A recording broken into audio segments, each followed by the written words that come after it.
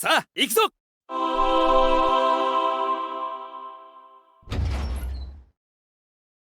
I fell in love Have you with been to Italy? Italy. Yeah, I've been to Rome and Venice. Really? When? A long time ago, like 6 years ago, I guess. 6 years ago, Oh. 5 years ago, yeah. What do you think about Italy? Certo che sì. Parlo italiano. Oh my god! こんな風にペラペラ話せたら人生変わりますよね。いろんな人とコミュニケーションができて考え方の幅も広がって視野も広くなりそうです。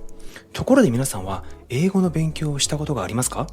おそらく日本にいる方なら勉強したことがあると思います。しかし中学高校であれほど勉強したのにちっとも話せるようにならないと感じている人は多いのではないでしょうか。それもそのはずなんです。残念ながら学校の勉強方法では話せるようにはならないんですよ。しかしそれは私たちが英語を話せる能力がないのではなく、ただ単にやり方が間違っていたから話せないだけなんです。実際にカズランゲイチさんも高校時代に私たちと同じように英語の勉強をしたんですけど、話せるようにならないと感じていた一人なんですよね。でも考え方を変えて学習に取り組むと劇的に上達したんだそうです。しかも驚くべきことに英語だけではないんですよ。なんと5年間でスペイン語、英語、フランス語、インドネシア語、ロシア語、ポルトガル語、ドイツ語、トルコ語、アラビア語、中国語、タイ語、韓国語、ポーランド語、オランダ語の14カ国語を話せるようになってしまったということなんです。これすごいですよね。著者はもともと洋楽を聴くのが好きだったらしいんですけど、ある時ミ・ヘンテという歌にハマって歌詞をスペイン語で理解したいと思ったそうです。そう思った瞬間から勉強を始めたそうなんですね。最初は文法集や単語集、学習アプリなどをとにかく片っ端から試されたそうです。しかし全く効果が出なかったそうです。英語を勉強した時のやってるのに話せないっていう苦い思い出が蘇ってきたと言います。しかしある学習方法に切り替えた瞬間からカズランゲイチさんの人生は変わります。どんな学習方法に変えたのって気になりますよね。今回はそんな14カ国語話せるカズランゲイチさんのノウハウが詰まった本、最強の外国語習得法をご紹介したいと思います。よくこう考える人がいます。いや、もう AI が登場するから言語の壁はなくなるし、特に勉強する必要はないと思う。それは本当でしょうか？著者の動画の中で母語で会話した時の映像をお見せしますね。What's your favorite or your dream country to visit? Well, I love Europe actually. Really? Have you been to Europe before? Yeah, where have you in Spain gewohnt?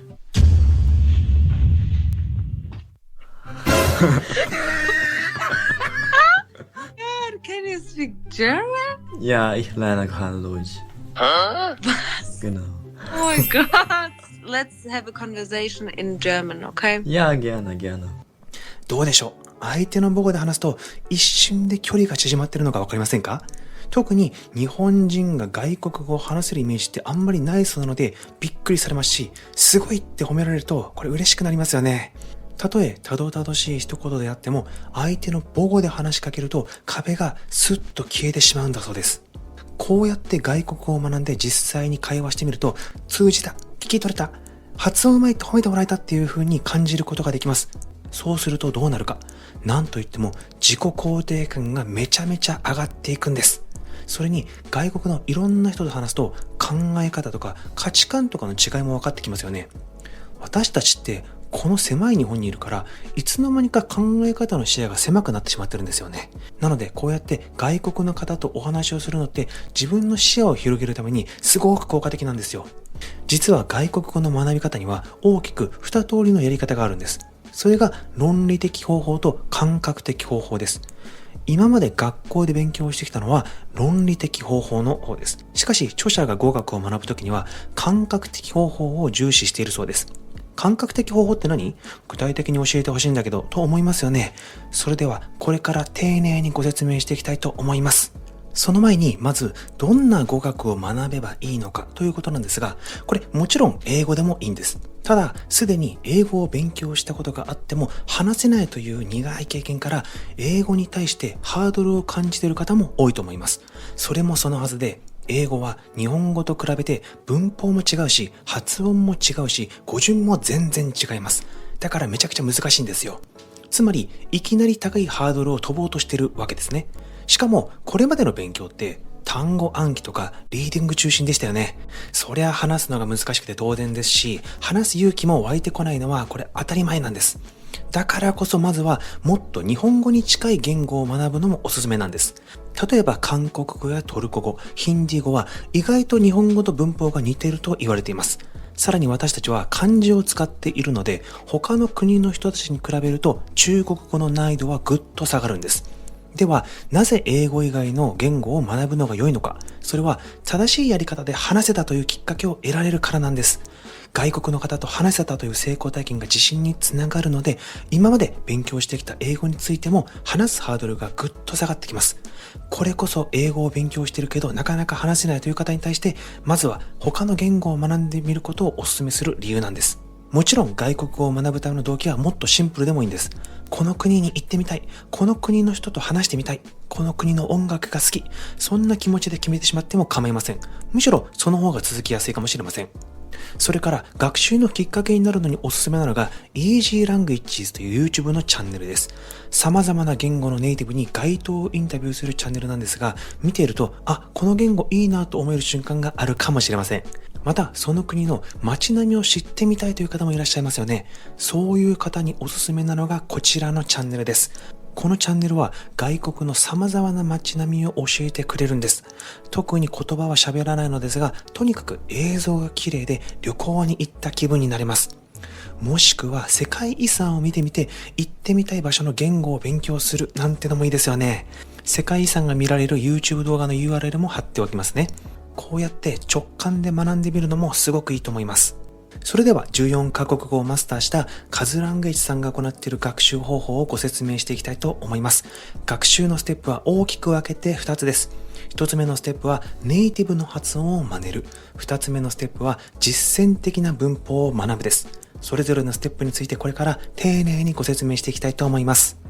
まずはネイティブの発音を真似るですが、ズバリやることは学びたい外国語を聞く、話すです。文法の知識がゼロでも全然大丈夫なんです。やることはシンプルで、ただひたすらネイティブの発音を聞いて、そのまま声に出してみるだけです。一番手応えを感じられる瞬間って、覚えたフレーズが実際にネイティブとの会話で使えた時なんですよね。あるいは、この表現ってこんな場面で使えそうとイメージが湧いた時、そういう小さな成功体験が自信を生んでいくんですよ。そして大事なのは、学び始めの段階からネイティブの発音をひたすら真似ることです。最初にある程度しっかりした発音を身につけておくと、その後の学習がすごくスムーズになるんです。もちろん完璧でなくても OK です。その言語の音の特徴をざっくりと掴んで、こんな感じで発音するんだなと感覚を得られるだけでも十分です。大切なのは、とにかく無理なく続けることです。カズラングエッジさんも実践しているのは、深く考えすぎずにネイティブが発するフレーズをたくさん聞いてひたすら真似るというやり方なんです。そうやって聞いているうちにだんだんと耳が慣れてきて聞き取れるようになりますし、その音を出す時の唇や舌の位置、喉の使い方なんかもイメージできるようになって再現する力もついてくるんです。学習にはネイティブの発音で実用的なフレーズをたくさん聞けるデジタル教材がおすすめです。カズラングエッジさんがおすすめしているのはピンズラーというアプリです。ピンズラーがどんなアプリなんだろうという方はこちらの動画を見てみてください。このアプリは7日間は無料のアプリになっています。その後は月額およそ3000円なのでちょっと高額ですよね。なので7日間試してみてその価値があるかどうかを確認してみるといいかもしれませんね。